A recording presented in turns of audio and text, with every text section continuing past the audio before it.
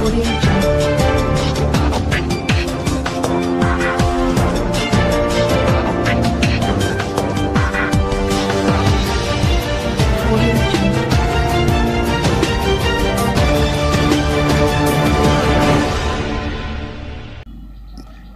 আক্রান্ত এক নাবালিকা ভর্তি হয় হাসপাতালে।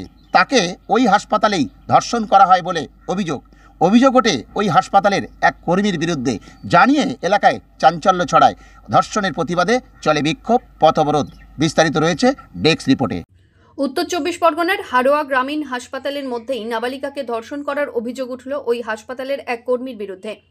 27শে ফেব্রুয়ারি বৃহস্পতিবার বিকেলে ডায়রিয়া আক্রান্ত এক নাবালিকা রোগীকে ভর্তি করা হয়েছিল হারোয়া গ্রামীণ হাসপাতালে। রাত্রিতে যখন ওই নাবালিকা বাথরুমে যায় তখন ওই হাসপাতালের রিয়াজ নামে এক কর্মী নাবালিকাকে বাথরুমের মধ্যেই ধর্ষণ করে বলে অভিযোগ। এই খবর জানাজানি হতেই গোটা এলাকায় চাঞ্চল্য ছড়িয়ে পড়ে। এরপর অভিযুক্ত কর্মীকে গ্রেপ্তারের দাবি জানিয়ে রাস্তার ওপরে টায়ার জ্বালিয়ে অবরোধ শুরু করে গ্রামবাসীরা।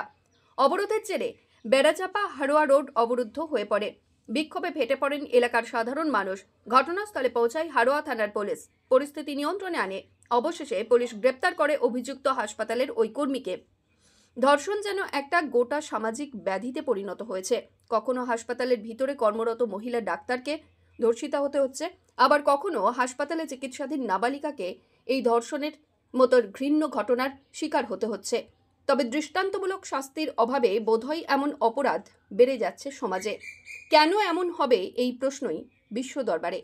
উত্তর 24 পরগনা থেকে সুবীর মণ্ডলের রিপোর্ট, বিশ্ব দরবার সংবাদ। বছরের বাচ্চাকে স্টাফরা নিজেরা থেকেই এই কর্মকাণ্ডটা করেছে, মানে ধর্ষণ যাকে বলা হয়। কেউ ভর্তি হয়েছিল নাকি? মানে বাচ্চাটা এত ডায়রিয়া হলো, বাচ্চাটা এখানে এসেছিল ট্রিটমেন্টের জন্য, বুঝলেন। তার উপরে অমানসিক অত্যাচার করা হয়। এই অত্যাচারটা করলো মানে স্টাফরা। হ্যাঁ, দুটো ইঞ্জেকশন দিয়ে তাকে মানে ইঞ্জেকশন দিয়ে তাকে মানে ঘুম পাড়িয়ে তার উপরে অমানসিক এই অত্যাচারটা করা হয়েছে। কি চাই বাচ্চাটা? শাস্তি চায়। সে কি কর্মী হসপিটালে? অবশ্যই শাস্তি চায়। এই শাস্তিটা আমাদের এক্ষুনি মানে ইমিডিয়েটলি নেওয়া দরকার। আপনার নাম কি? আমি এই নামটা জানার দরকার নেই আপনার।